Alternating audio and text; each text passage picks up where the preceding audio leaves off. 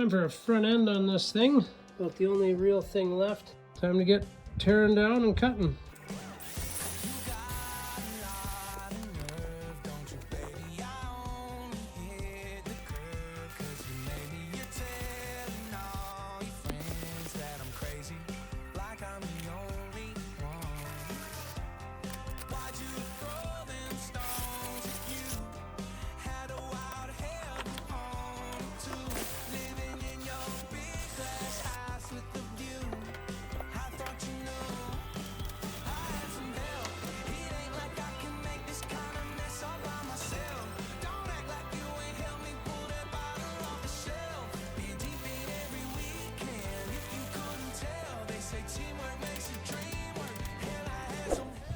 There it is, ready to roll.